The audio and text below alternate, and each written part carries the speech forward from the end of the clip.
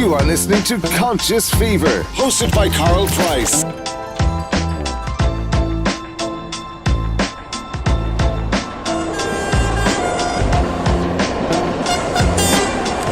Ladies and gentlemen, the moment you've been waiting for.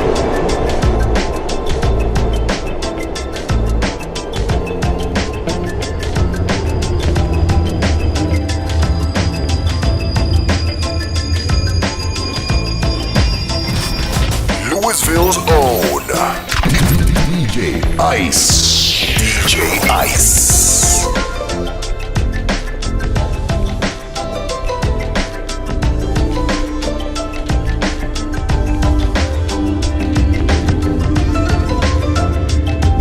You are listening to Conscious Fever, hosted by Carl Price.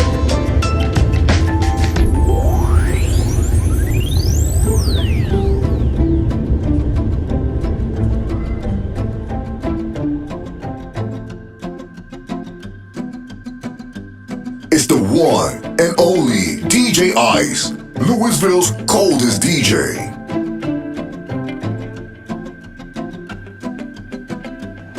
Ladies and gentlemen, the moment you've been waiting for. So listen responsibly.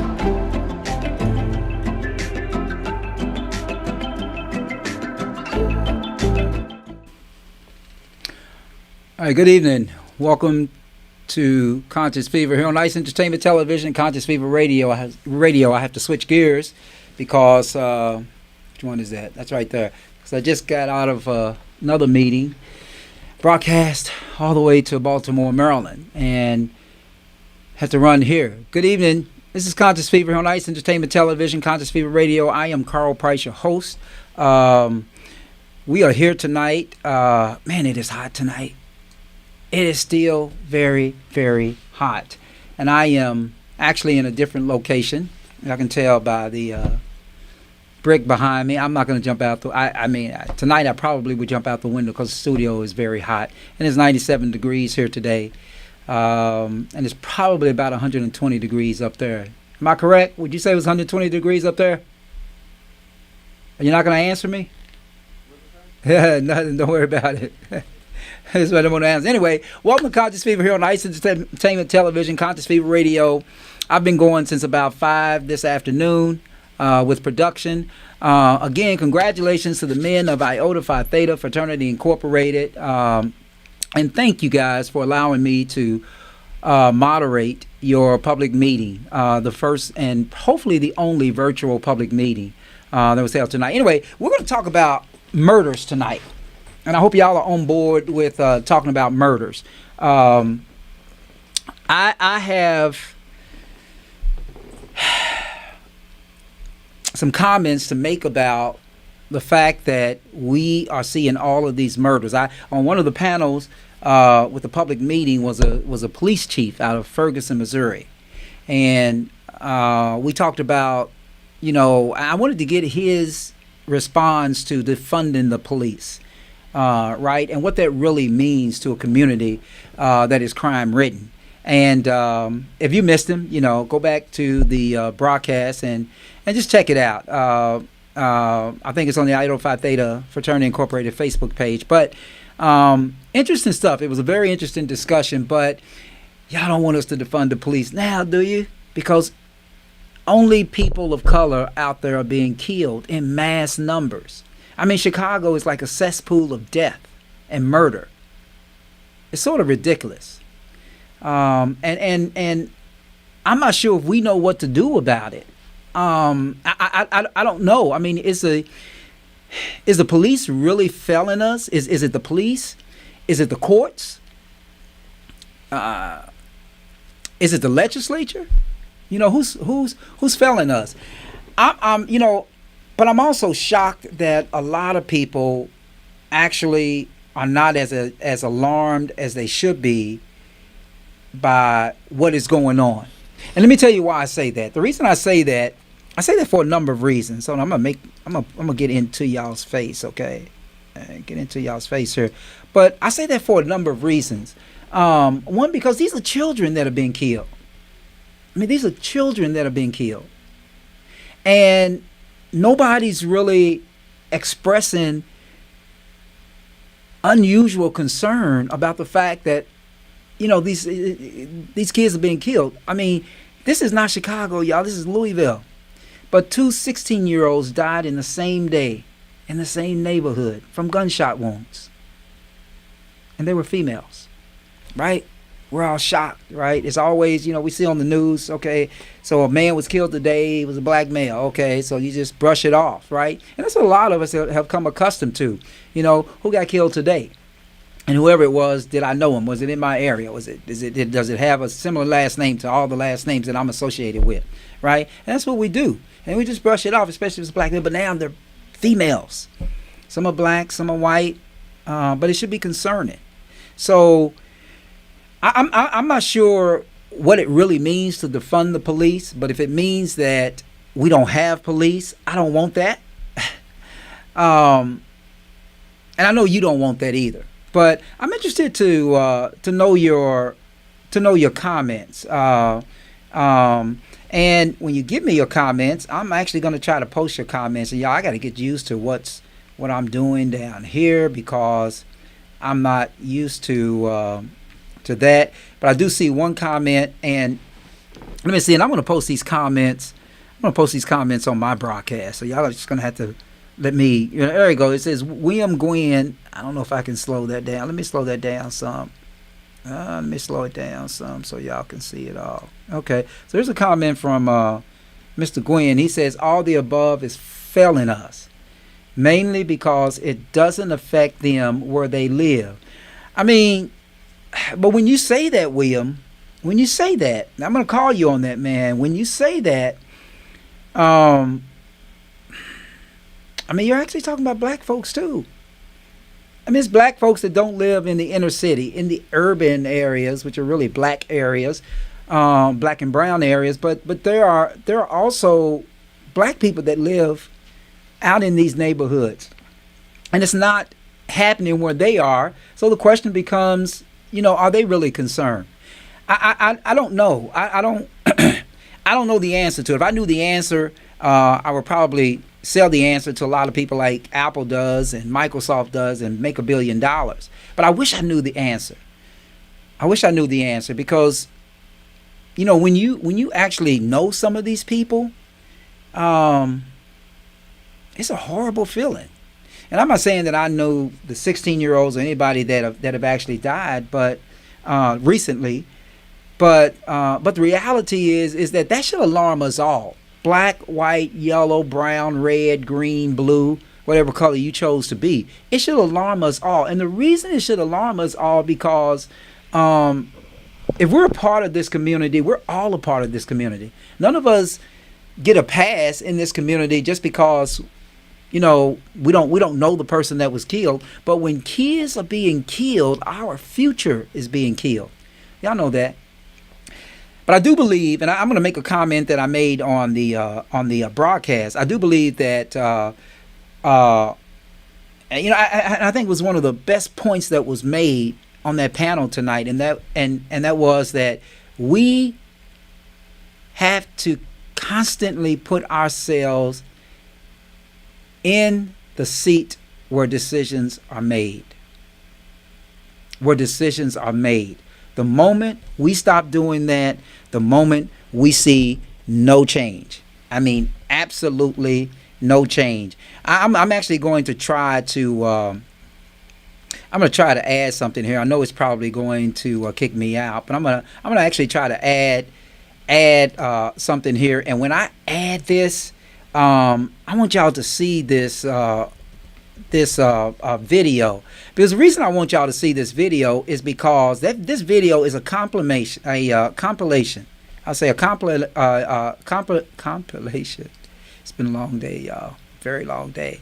But it's a compilation of, believe it or not, and of course now this thing won't let me get to it, but it's a compilation of a number of times and circumstances and time periods in America for you if you're black. And one of the things that I thought was really interesting was the ideal that you look at 1865 and you look at what was happening back then, and then all of a sudden you see all this other stuff. And, a lot of times it actually really hasn't changed.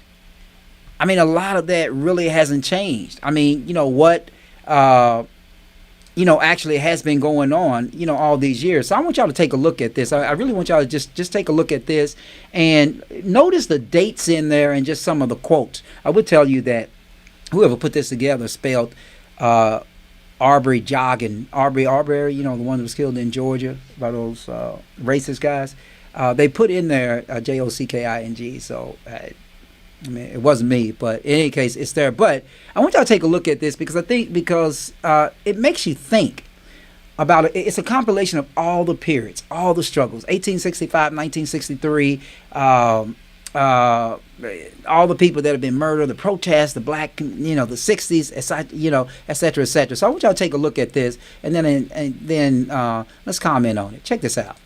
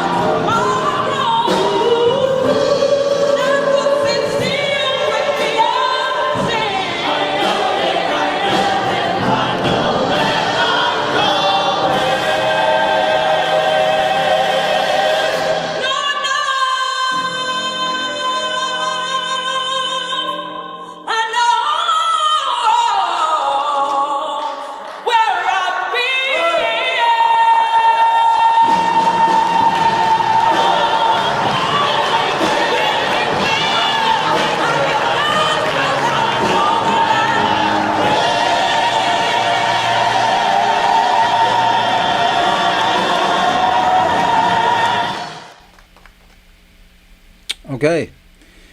I know where I'm going because I know where I've been, but it's interesting because when that video suggests that this has happened over and over and over and over and over and over and over and over again, it really becomes problematic. So it's interesting because when I think about the George Floyd situation, I'm going to tell you what I think about. I think about our brains and how our brains operate, and the conscious mind and the unconscious mind. And let me tell you where my brain goes off to thinking. My brain goes off to thinking about a lot of stuff in the past. 1865, the Jim Crow era, the 30s and all of that. And I wasn't alive at that time. But it's interesting how a lot of that stuff gets triggered in our brains, right? So you look at your unconscious mind, you know about all of this stuff. And it's interesting to see how everybody responded to George Floyd and Breonna Taylor and Arbery. And it was different from the way it was in the past. It's because, just like that video said, sometimes enough is enough, right? And never doubt the gut feelings that you get because it's coming from your brain. And so when we are reacted a certain way because of what we saw George Floyd go through, all we were doing were reliving all of that history that we did not live through, but we knew about. And it's interesting, and you have to know that, because if you don't know that, then you have no idea why you reacted to George Floyd. Sometimes history has a way of causing us to regurgitate a lot of stuff that went on, that we know that we didn't approve of, but it stuck with us back there. But let me talk about the decision making, right? Us being decision makers, us being at the table to be decision makers. One of the things that I said on the panel that I just got off of was this. I'm making a mistake here, making some progress. But one of the things was, one of the things I said was this, and I want to share this with y'all. I've been called to serve on a jury. Now, let me just tell you about this process, okay? This process for lawyers is can be debilitating. It can be frustrating, right? Because we have to report, and we have to sit there only to be told that nobody wants us on their jurors or as their jurors, right? And it happens all the time, right? Because, I've got a past as a prosecutor, so maybe the prosecutors want me, maybe the defense attorneys don't want me, or vice versa, now that I'm doing criminal defense work.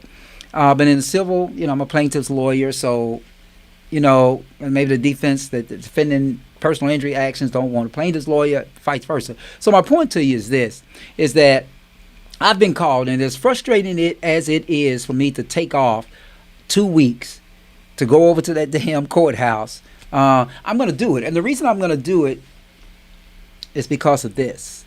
It's because I listen to people all the time. I listen to my mother do it, but when my mother was alive, my mother used to criticize what was going on in the courthouse, but my mother answered every jury summons, right? Every jury summons she answered. But here's the thing. Why is it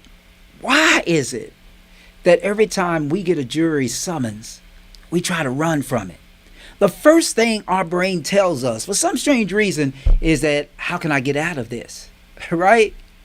I want y'all to think about that, because when there's a young black boy or even a young white boy over there about to be tried for a murder case that he claims that he didn't do, right? And the evidence is shaky, and there's some criticism of the police tactics and all of that. You want to be at that table. I mean, you want to be in the mix there, helping somebody make the decisions. But if we keep running from that, there's no way we can get to the table to be decision makers, right? I mean, it's one thing to say that, there's a corporate CEO making all of these decisions somewhere, sitting at some desk in London, for those here in America, and New York and Los Angeles, and the top of a tower in Atlanta and Miami. And you think to yourself, well, I'll never get there. But the jury service is free. It's free. All you have to do is just answer the summons. So I can't tell you how many people responded. And these were good people. These was even lawyers, even seasoned lawyers, black people. And when I told them, I said, I can't do it that day because I've been summoned to serve on the jury. And the first thing a lot of these people said was that, oh man, have you tried to get out of that? And I was like, well, why in the hell would I try to get out of that? I don't want to get out of that, because I want to be a part of the decision-making process. I'm not going to say that I'm going to decide a case a particular way, because I'm not. I'm going to decide it on the facts and the law if I get selected. But I'm not going to run away from the opportunity to be a part of that process that we criticize all day, every day. Right? And that was the whole point. The whole point was that why is the knee-jerk reaction to a juror summons is that I've got to come up with an excuse to get out of this. And I have a lot of excuses, really, to get out. I'm just waiting to go for the first day. So when I go the first day, I want to say, okay, I need this day off, this day off, this day off, because I got this stuff scheduled and I can't, reschedule it. And they may tell me no, but I didn't use those excuses to say, hey, listen, Chief Judge, I can't be over here. I actually, if I get on a jury, I'm gonna be proud to serve. I'm gonna be losing a lot of money, But I just think it's our civic duty. So I want y'all to think about that. The next time you get an opportunity to serve on the jury, don't have the knee jerk reaction that, oh, I got to try to get out of this because I got so much going on in my life. Well, when they say a jury of your peers, it's also the peers are also the people who are running away from serving on juries. And you can be a part of the process, and there's no other time in our life in America that we can walk in. The only qualification is that they pulled you off of some roll, right? The voter's roll, the homeowner's roll, the driver's license pool, or something like that. That's all that's required. And you be 18 or over, and you meet all those other requirements, right? That's all that's required. And you can go in there and you can be a part of that process. And maybe there's a young boy, black or white, yellow, red, or brown, whatever, that's there that you really don't believe should be convicted of that particular charge. And that's your opportunity, as opposed to be sitting at home and saying, oh, that's a damn shame what they did. For instance, like I saw a couple of judges that actually let this one guy out of jail, put him on home incarceration, reduced his bond and put him on home incarceration after shooting 2 women. Now, I think the women survived, but I think he shot 2 women, and then when he was picked up, he had 11 charges. His bond was like $50,000. She reduced his bond to $10,000. Now he's at home on home incarceration. Listen, I understand, all the rights. I do, because as a former prosecutor, we had to know those and we had to enforce those. But the problem is that you got to have some type of stomach turn when you say there's a man that shot 2 women, seriously injured 2 women by shooting them, and I forget what his other charge was, and he had 11 other charges that they picked him up on, and he was a convicted felon. And we can talk all day about being a convicted felon and that law, and that, because it is a Jim Crow law. But just for this discussion, all I'm going to say is that I understand that he's innocent until proven guilty. But floating out there also is a potential danger. Now, I don't know anything else about the case. I just know what I read in the news. And, take what you hear in the news and see in the news with grain of salt, right? So I don't know. I don't know whether he was defending himself. I don't know whether whether they were beating the hell out of him. He just happened to get lucky and grab a gun and shoot. I don't know. Those might be the facts. And if I were sitting on that jury, I would probably, based on those facts, say, hey, look, man, okay, they got shot because you were defending yourself. I don't know. But I think at first blush, it bothers me. But the only way we can do anything about that and those processes is to make sure that we are a part of the process to ensure justice. And then I'm going to tell you, and I'm going to take this a step further. It's not only that we be a part of the process, that we don't be, oh, God, I was about to say the word. I was about to say P-U-S-S-Y, but I'm not going to say that. I'll spell it, but I'm not going to say it. But we can't be that way when we go into these jury pools. I mean, you're not obligated just to sit back in a corner and not say anything and give up all of your beliefs and throw them out the door. Well, actually, let me back up. You do have to check your biases at the door. But what I'm saying is that when there's a time to deliberate, you have to be a part of the process. So don't just go and be a juror, but be a part of the process. Say, hey, listen, I have a problem with the way that evidence came in. I don't believe I have an issue with that particular piece of evidence, and that's the evidence that I was most interested in. And you got 11 other people saying, well, we're okay with that, and but you got to be independent. And you got to stand your ground with it. Otherwise, you can just keep your ass home if you're not going to be a part, really be a part of the process. So it's not just about showing up, because a lot of people show up and they continue to try to get away. I can tell y'all just countless number of jury trials I've had, and I remember this one guy. He had the right answer every time. He had the right answer every time, and the right answer was, I'm going to say something so outlandish and so outrageous that when they go and sit at that table and decide who they want to keep on this jury, I'm not going to be one of them. And some people do that, because they've tried to get out and they couldn't get out. But all I'm saying is that when you get there, You have to be a part of the process. Leave your biases at the door. So I'm just saying that, you know, these a lot of these people that we see that are in custody, they're relying on people to show up. People to actually show up and think independently and say, you know, I'm convinced he's guilty, or, you know, I'm convinced he's not guilty, or, you know, I'm convinced she is hurt and the rest of her life is going to be miserable, and so I'm going to give her a lot of money. You know, got to be a part of that process, because that's what the whole process is all about, you know, with the juror process. So anyway, I got to take a quick break because I actually have been under this light since about 6 o'clock. So that's why I don't have my hat and all of that stuff tonight, because, you know, I mean, y'all don't care about that. Anyway, I want to hear some gospel. I hope y'all do too. Check this out, and then I'll be right back here on Conscious Fever, on Ice Entertainment Television, Conscious Fever Radio.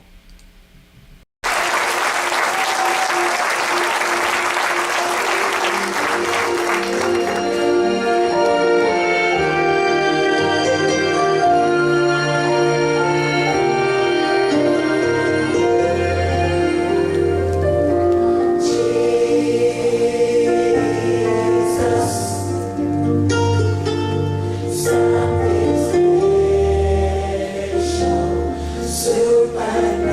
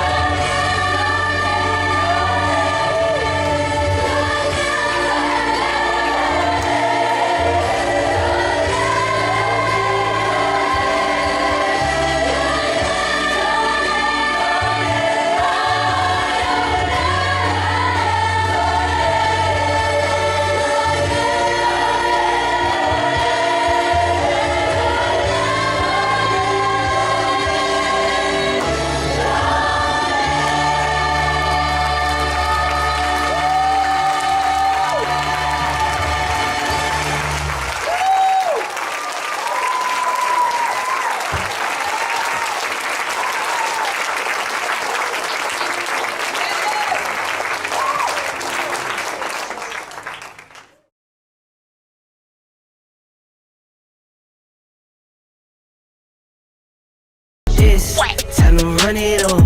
No sleep, no rest. Might crash, might wreck. But first I tell them run it on. 9 out of 10 roll through my hands, I'm by my lonely. Turned to a savage, now my baby wants to hold me. I love my fans, don't need no friends, I got my homies.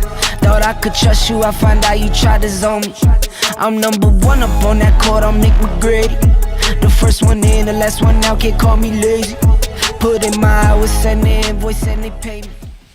All right, Carl Price here on Conscious Fever, Ice Entertainment Radio, Conscious Fever Radio, Ice Entertainment TV. Hey, listen, I want to ask y'all a question because I know y'all seen this that clip as much as I have. The Imani group, right? The Imani Malay children from Africa. Do y'all ever, the more I watch that video and them, the more my mind wonders sometimes, like, are they acting? Have y'all ever gone there with that group? Because they really get into it. They really, really praise the Lord. I mean, like, they really, really praise the Lord. Anyway, I don't know. Maybe it's just me. Maybe it's just my warped mind that does stuff like that. I don't know. Maybe it's just me. But anyway, I'm Carl Price here on Ice Entertainment Television, Conscious Fever Radio, here on Conscious Fever tonight. Sylvia, I actually agree with you. Says Carl, I agree with you. No defunding of the police. 2 of my uncles were police in the old city of Louisville PD. First, to get administrative promotions during the 60s. You are right about us being involved in every facet of the community organization, school, board, city, council, besides the so-called pillars or self-appointed ones someone else appointed. Carl, would you teach about the hidden real America Constitution? This is a great show. You're doing tonight the children praising, singing, and about Jesus, praise God, hallelujah, saying children praise the Lord, hallelujah, hallelujah, hallelujah. Yeah, Sylvia. I mean, we just have to get involved. And, Sylvia, I don't know anything about the other Constitution because I'm a lawyer. And because I'm a lawyer, I guess it's just like doctors, right? Doctors, you can't talk to doctors about alternative medicine, right? So maybe I got that disease too. Nobody can talk to me about another Constitution because I'm just thinking, like, if there's another Constitution, I got to learn it. I got to learn how to, argue for or against it. I don't know. I don't know anything about the other Constitution, Sylvia. I'm sorry, but I would love to learn it. I would love to learn about the other Constitution. I know that there's a lot of people in this country that really believe that there are 2 tracks of life going on. And there are in America, right? There's the rich and there's the poor. And one can't survive without the other. I mean, if we didn't have any rich, then nobody could pay the poor, right? If we didn't have any poor, the rich couldn't make any money. That's what they make their money off of. A lot of them. Some of the honest ones. Anyway, listen, I know this has been brief, but I had to be brief tonight because I'm tired and I got a long day tomorrow. I think I have a long day tomorrow.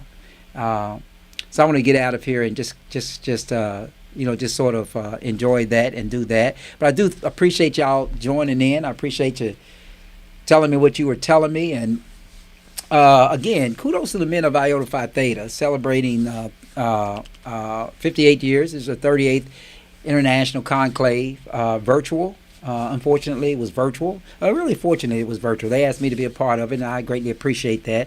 We had a little bumps, but bumps are understandable. We have bumps. I mean, bumps are understandable. Bernie Nathan, hello.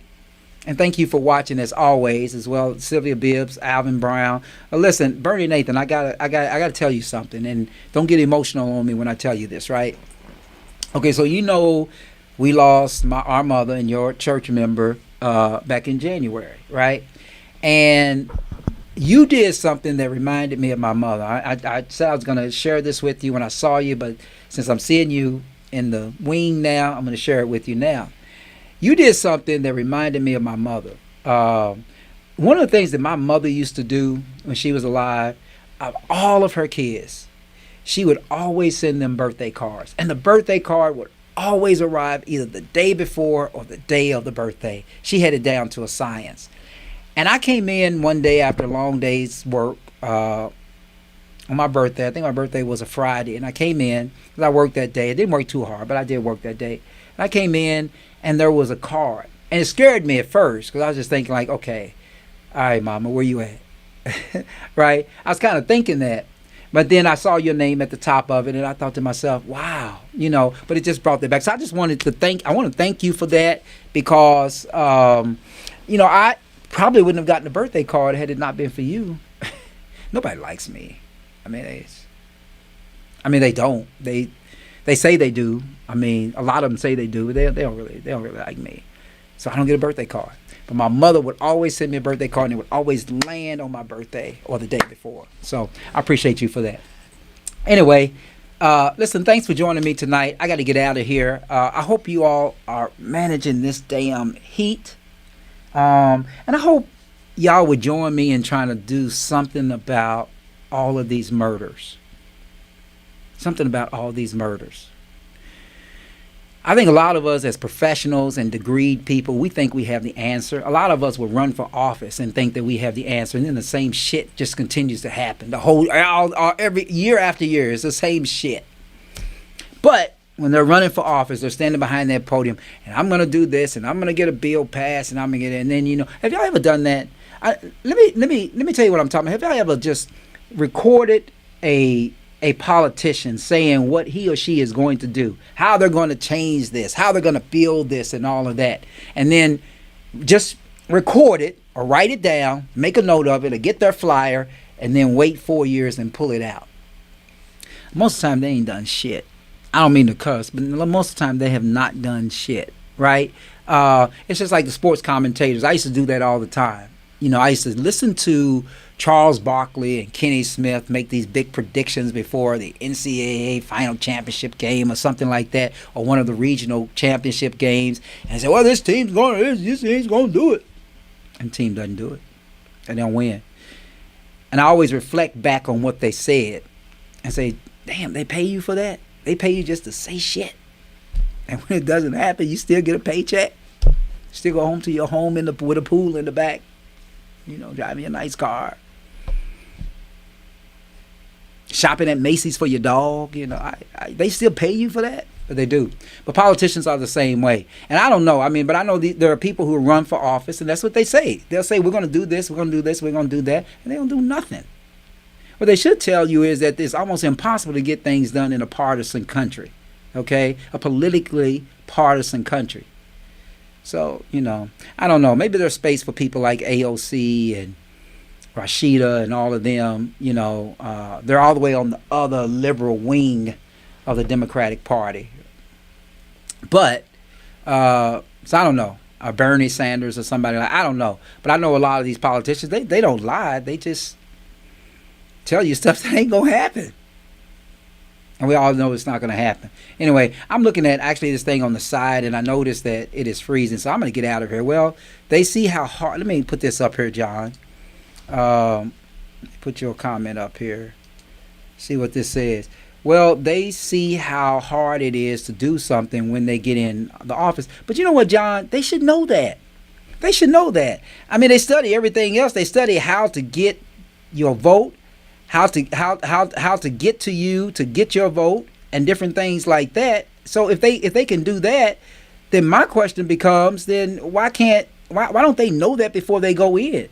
That's ridiculous to think that. But and I know you're not suggesting that, John, but if you are, I'm gonna say you shouldn't, right? I know I owe you a call on that that motion, man. I'm so sorry, but I've been so busy here. Server's been kicking our ass here. It's corrupt. Anything corrupts will really kick your ass, but this server's really been kicking our ass here. But anyway, but no, man, our politicians don't get a pass because they get to office and say, oh, I said, I was going to cut crime 50%, but now I see like I can't do it. No, you don't get a pass for that. Figure that shit out before you file your papers. Figure it out. So, I don't know. I don't know what the answer is to a lot of these murders, man. Yeah, thanks, John. I don't know what the answer is to all of these murders, but I know it's making me sick. It really is making me sick. And I really do wish some real leaders would just step up and say, this is what we're going to do. Look, y'all. There is a way to stop this stuff. Because there's only certain people doing it. Get rid of those people. I mean, get rid of them legally in the judicial system. Not like old girl did last week in Detroit. When the guy stole her car. I wish I had that video here. The guy stole her car, and she went to the barber. She found the car at the barbershop. He was in the barbershop getting his dreads done because he was going to a white party in her brand new white Mercedes that he had stolen. Had been riding around in it for like a week or two. Even past her business in her car. And she went in that barbershop, and he was getting his dreads done, and she pulled him out of that barbershop by his hair. Justice. Justice, not just us, just justice. Anyway, listen, I'm Carl Price. This has been Ice Entertainment Television, Conscious Fever Radio, here on this show, Conscious Fever. I appreciate you giving me a shout out tonight by watching me tonight. Take some time to watch out. I know you do it like everybody else does, especially when this thing freezes, right? You just go, but you switch back and forth, and there's a lot of other stuff going on the internet that's a lot more funner than I am, and I'll admit that. Such as I actually can't tell y'all what that is. Anyway, until next week. Oh, I won't be here next week, y'all. I won't be here next week. I will be out of town. I got to get on a plane, put a mask on. I am going to put a mask on because I don't, I know it's a lot of y'all out there that don't believe in vaccinations. I'm just going to let y'all know that the time has come, right? Time has come. We have a new race of people in America now. The vaccinated and the non-vaccinated. And the unvaccinated are going to get discriminated against.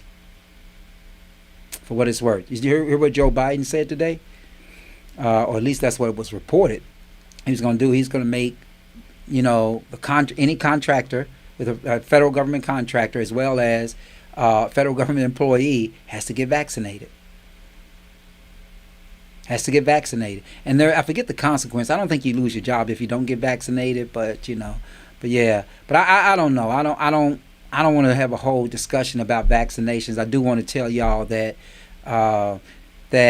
y'all should look into this vaccination thing. Quit looking at it from a critical eye and just take a real close look at the vaccination and so we can all, understand and make sure that we keep everybody safe, because that's the only thing. That's the only way. I mean, everybody that complains about the vaccinations. Listen, I get it, but all of us have been vaccinated already in our lives when we were kids, and some unfortunately through the Tuskegee experiment got it that way. But I'm just saying that so it's.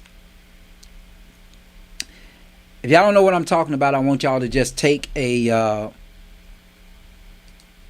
I'm sorry, John, what did you say? Get tested 2 or 3 times a week. I don't really need to get tested, man. I don't know what you're talking about, John, but we're going to figure it out. Alvin Brown, please arrange a 3-panel discussion with Dr. Pruitt and the boy from New York. John, he's messing with you, man. He's messing with you. Did you see that? I'm going to let that scroll through again. He says, please arrange a 3-panel discussion with me, him, Alvin Brown, Dr. Pruitt, and the boy from New York. I think that's a good idea. But you know what, Alvin, you can't do it in your car, man. You can't do it in your car. That was a great show, man, but you were doing it in your car with the phone, and that won't work. And I know you were doing it because there was noise in your house, but we're going to work this out. I think it's a great idea to get y'all there. Madam Black Panther, what are you saying? You can't make mandates on people's body. That's a lawsuit waiting to happen. Madam Black Panther Queen, I don't know. I mean, that's a good narrative to say you're mandating stuff on, what did you say? Making mandates on people's bodies. I don't see that as the narrative. I see it as, for instance, if I'm an employer and I really believe that it's dangerous not to be vaccinated, then I think I have the right to tell my employees, you're fired because you're not vaccinated. At least in Kentucky, because most of employees in Kentucky are at-will employees, which means that at my will you can go. But no, I mean, I think that, I think it's a tug of war. I think you do have to respect the unvaccinated person's position as to why they don't want to get the vaccine. And I have yet to hear an ignorant position against getting vaccinated. They all make sense. I get it. They all make sense. But I do believe that an employer can do that. And I don't think it's mandating. I don't think it's making mandates on your body. I think it's just saying, this workplace will be safer if everybody was vaccinated. Whatever's in the vaccination, right? Whatever's in there, and but I think it's coming. I don't mean to cut myself off on that sentence like a weed smoker, but I think it's coming. I think that we're getting to the point where there is going to be mandated, in order for you to work at a certain place, you have to be vaccinated. And I think the only reason why that hasn't come yet, because they're trying to appease all of these people who have an alternative reality. Just like last week we showed the guy, the Trump supporter that was talking about, what was he talking about? He was talking about Obama is responsible for 9/11 because he should have been in the White House at the time, but he was out somewhere doing something else. And the dude didn't even know that Obama wasn't even in office in 2001. So those are people with alternative realities. But I'm just saying that it's saying. But I'm gonna look at the rest of your comment. Let's say, man, y'all are talking now. Why y'all always talk when it's time for me to go? Let me see. Hold on. Here we go. You can't make mandates. Okay, I got that. That's the penalty Joe Biden said would happen. What is the penalty, John? Is it that he's going to fire the federal workers? Okay. Yeah, the vaccine. Okay, I get it. I will not be in my car. I will bring the fire and make your show on fire. Thank you. Okay, Alvin. We're going to hold you to that, man. You said that. We're going to hold you to that. Hold on. Madam Black Panther Queen, that's discrimination, though, over human rights. Madam Black Panther Queen, I don't agree. I swear I don't agree. I think it sounds discriminatory. But anyway, John don't want none of me. That's what Dr. Kia Pruitt said, John. You don't want none of her. I'm gonna leave that right there. Just right there. I'm gonna leave it right there. Valerie Bell, the consequences for not being vaccinated must be tested. Yeah, consequences must be tested 3 times a week. Yeah, that's the consequence, right? That's exactly what it was, Valerie. That's not tough enough. I mean, if your goal is to make sure the workplace is safe by having everybody vaccinated, in the event that makes the workplace safe, because we don't really know that. There are some people who've had some reactions to it. So what if somebody have a reaction to it, and all of a sudden they just start sharing every disease they have with everybody in the workplace after being vaccinated? It's a problem, right? I mean, I guess that's a possibility. But I don't know about 3 times a week and whether that really makes a difference. Quite honestly, Dr. Pruitt, you can't convince me that you've been vaccinated, Mr. Price. Nope. I never talked about being vaccinated. I'll tell you what I do. And you guys should do it too. What I do to my body is I make my body immune to a lot of stuff. There's a way that you can do that while you live. And I make my body immune to a lot of stuff.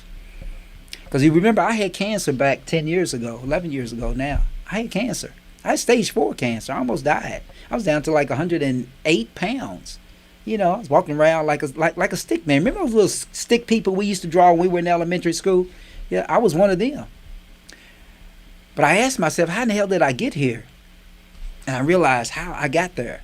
So I started changing some things. And I started making myself immune. And you should do it too. I'll talk about it one night on the show. No, get tested 2 or 3 times a week, right? Okay, John, you said, oh, please. I don't know what you're saying, oh, please, to. I think I do. 3, there need to. Okay. Can we make ourselves immune to Dr. Pruitt? No, I'm not going to go there. No, I like Dr. Pruitt. I don't want to be immune to Dr. Pruitt. No, John, I'm sorry. Anyway, hey, y'all, I really have to go.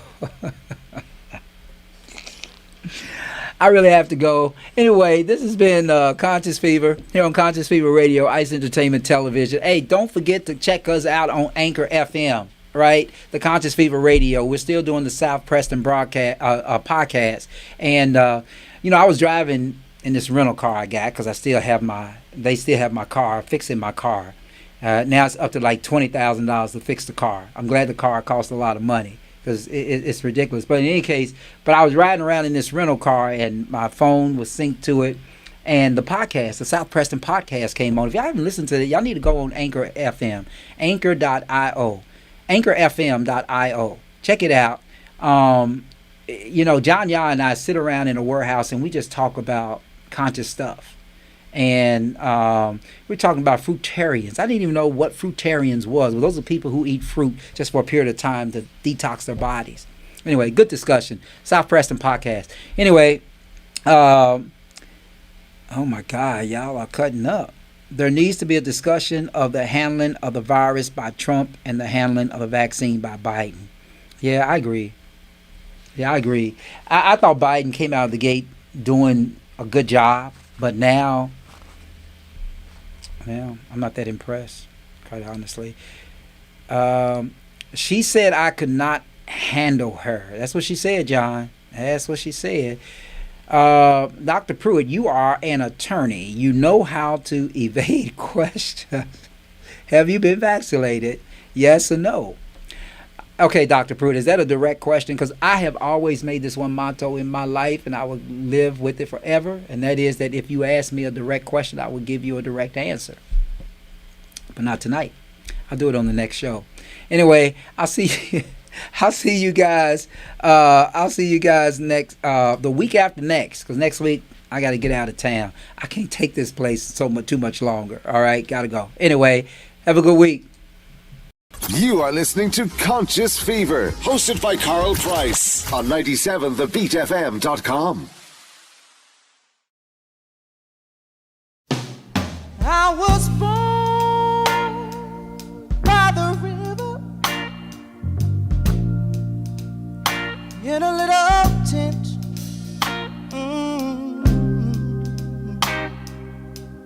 Like the river I've been running ever since. It's been a long time coming, but I know change gonna come. Oh yes it will.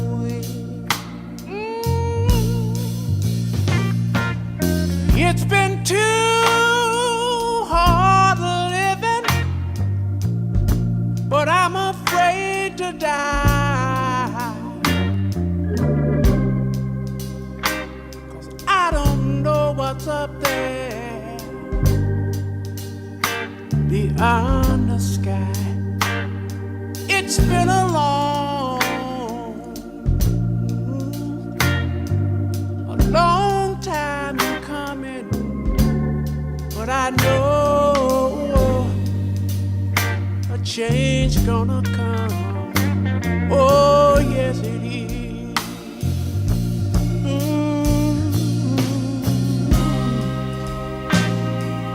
Then I go to my brother.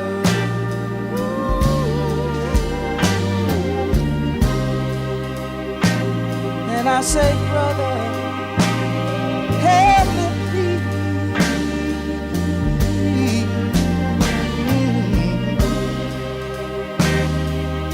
But he wind up knocking back down on the knee.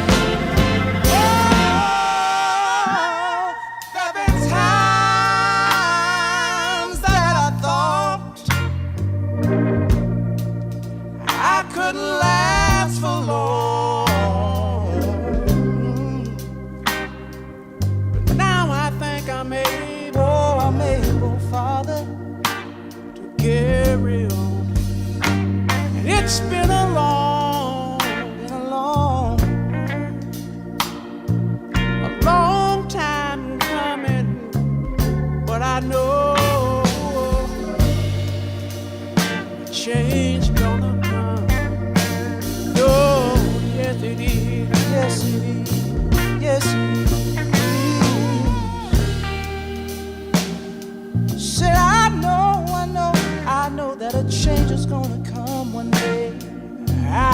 change.